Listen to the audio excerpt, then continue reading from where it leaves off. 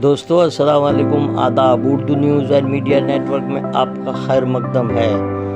आज बरोज़ जुमा 6 अक्टूबर 2023 सुबह के 9 बज चुके हैं। पेश खिदमत है उर्दू अखबारात की झलकियाँ। पेशकश जावेद जमालुद्दीन।